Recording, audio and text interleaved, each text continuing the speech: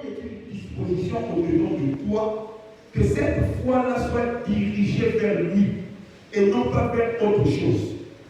Lorsque tu as la foi dans ton cœur, lorsque tu espères en quelque chose, ton espérance en cette chose doit être rattachée à Christ qui doit être le pourvoyeur de la chose que tu espères. J'espère à la guérison. J'espère en ce que Dieu peut me guérir. J'espère à un changement. J'espère à une élévation. C'est une chose. Tu n'as pas besoin d'être chrétien pour espérer être élevé. Tu n'as pas besoin d'être chrétien pour espérer être guéri. Mais lorsque ta foi et ton espérance d'être guéri est fondée sur la personne de Jésus-Christ, c'est alors que ta foi se rencontre à Christ et produit ce qu'on appelle le miracle. Parce que la foi est d'abord quelque chose qui est déjà en toi. Mais Dieu veut que cette foi qui est déjà en toi, que tu le diriges vers lui. Parce que la Bible appelle Dieu le consommateur de la foi. Autant toi tu ne peux pas vivre sans manger. Autant toi tu ne peux pas vivre sans boire de l'eau. Autant le Seigneur a besoin de ta foi pour te communiquer la vie. Quelqu'un me suit? Raison pour laquelle nous voulons faire comprendre. Je veux te faire comprendre une chose ce matin. Rien dans ta vie, dans ta marche spirituelle, nakati na bongo na yo eloko moko te ekoki kosalema soki kondima eza te. Nzambe akoki kokokisa eloko moko te kati na bongo na yo soki kozala kondima te. Dieu travaille au-dedans de ceux qui ont la foi. Dieu agit au-dedans de ceux qui ont la foi. Dieu opère des miracles dans la vie de ceux qui ont la foi. Quelqu'un me comprend? Raison pour laquelle vous allez remarquer une chose dans la Bible. Et là, je rentre un peu dans ce que nous voulons donner cela. On va lire un texte que j'aime beaucoup. Genèse 18. Genèse 18.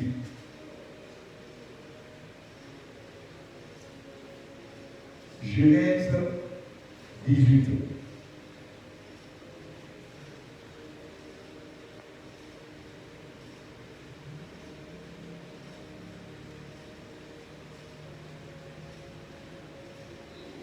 C'est le premier texte qui va faire l'objet de notre enseignement ce matin. Est-ce qu'on peut se mettre debout? Nous allons le lire ensemble. Genèse 18.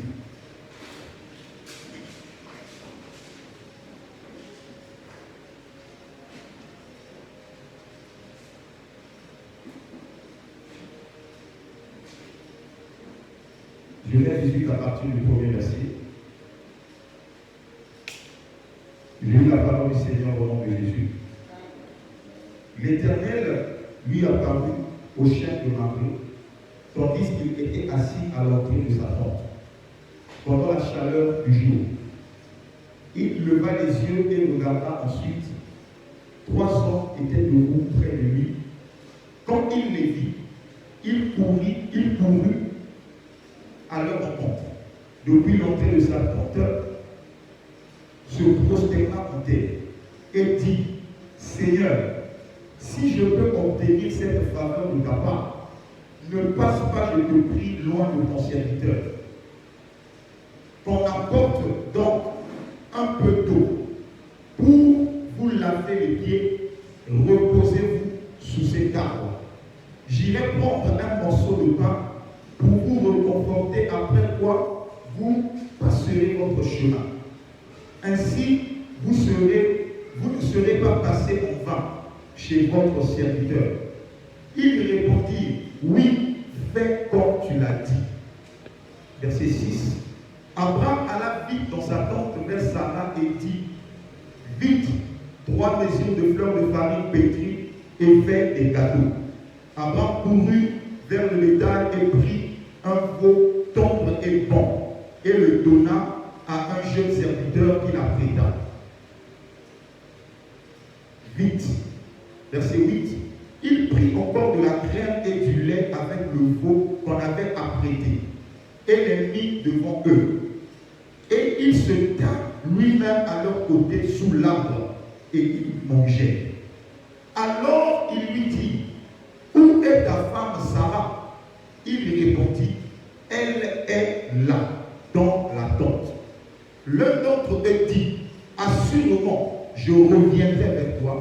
l'année prochaine, voici que Sarah, ta femme, aura un fils. Acclamons la parole du Seigneur. On peut s'asseoir. Merci beaucoup. On peut s'asseoir. Alléluia. Dans l'histoire que nous venons d'examiner et de lire ce matin, la Bible nous parle d'Abraham.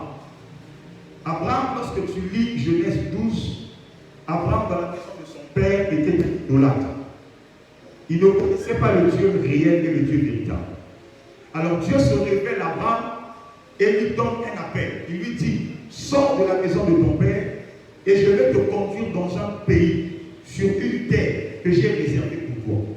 Et la Bible dit, lorsqu'Abraham accepte d'obéir à l'appel de Dieu et de quitter la maison de son père et de suivre le chemin que Dieu avait tracé pour lui, en cours de route, Abraham va expérimenter Dieu dans plusieurs domaines.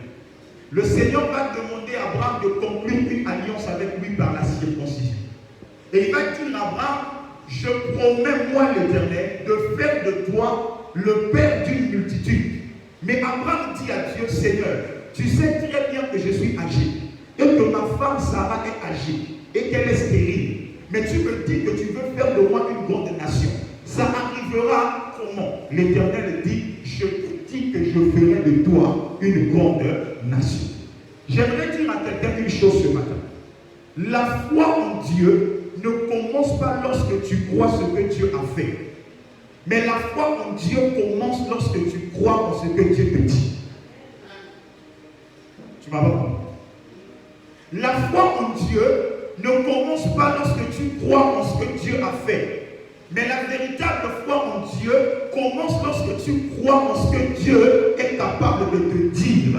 Lorsque Dieu me parle et je crois que ce qu'il est en train de me dire est réel, c'est là la dimension de la foi qui est en train de naître pour. Une personne qui a la foi, un homme qui a la foi, n'attend pas que Dieu fasse pour croire. Mais lorsque tu as la foi, tu crois lorsque Dieu t'a déjà dit qu'il va faire. Je crois que celui qui m'a dit cette chose, ce n'est pas un homme pour mentir. Il est le Dieu créateur. Et il a créé toutes choses par sa parole. Alors si le créateur qui est Dieu a créé tout par la parole, ça veut dire que si je crois en sa parole, c'est que cette parole est capable de se matérialiser. La véritable foi en Dieu, ce n'est pas croire lorsque Dieu fait des choses que tu vois. Mais la véritable foi en Dieu, c'est croire en ce que l'Éternel te dit.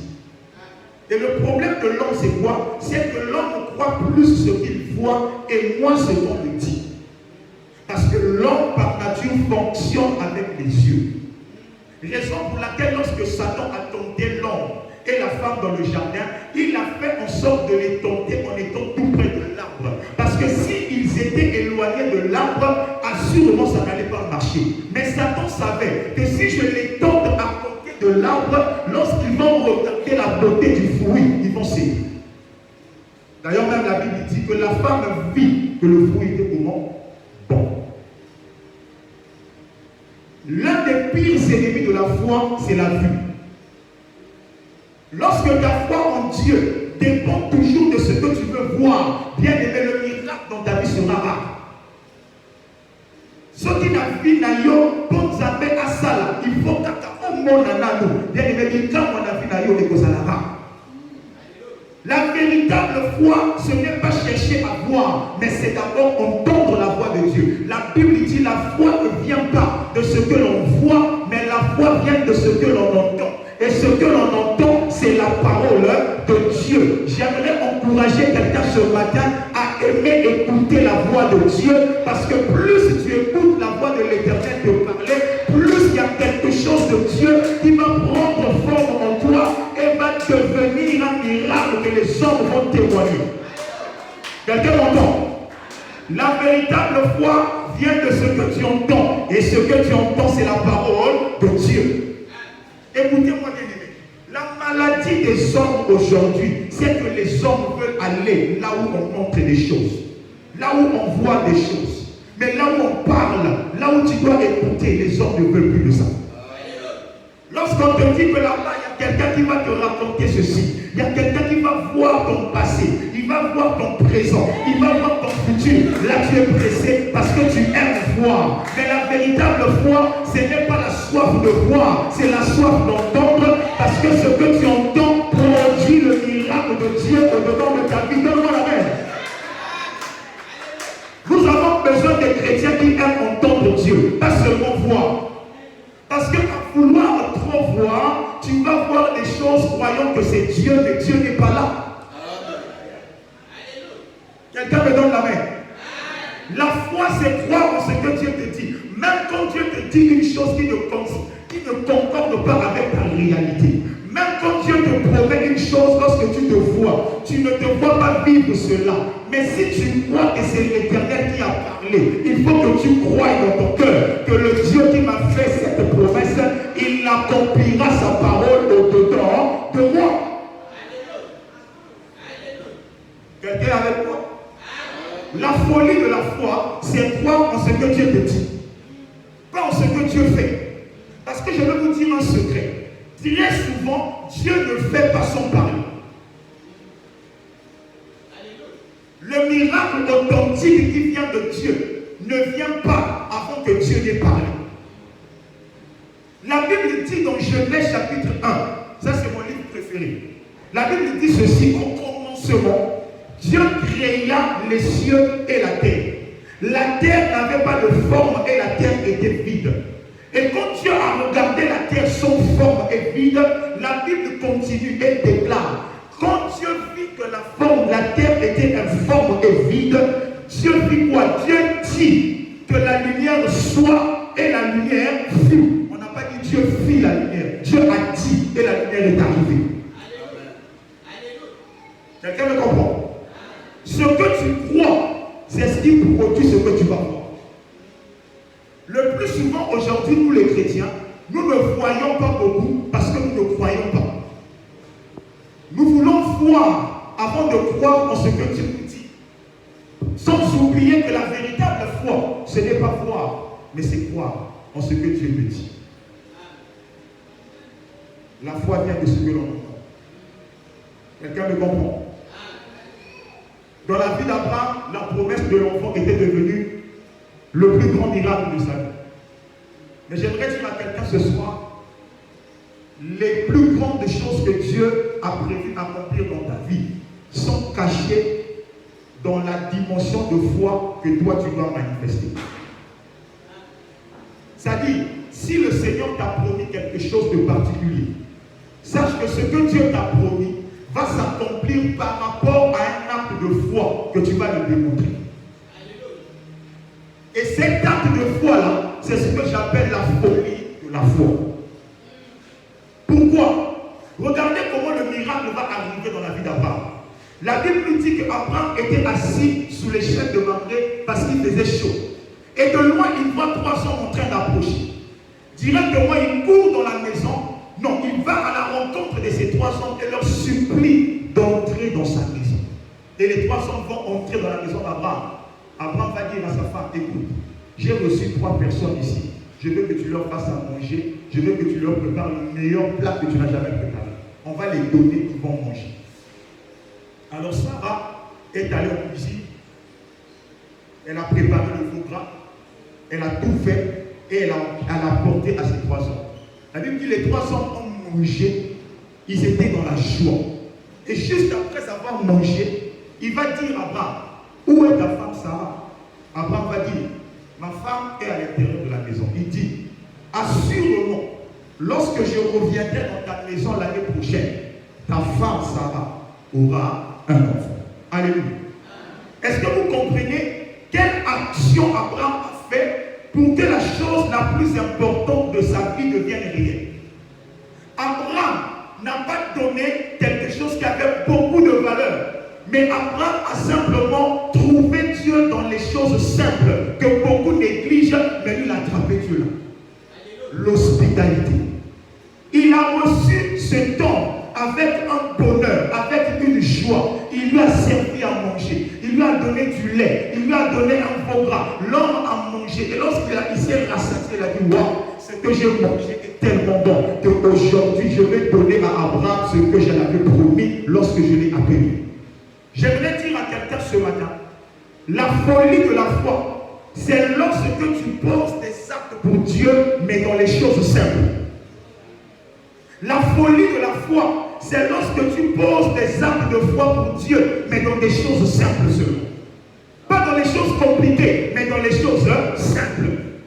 Écoutez-moi, plusieurs fois, certains ont raté leur miracle dans la vie parce qu'il est venu à l'église pendant que tout le monde voulait prier, pendant que la foi de Dieu, on lui dit, mets-toi à genoux et prie. Lui, il est en train de résister. Ah, je ne vais pas me mettre à genoux.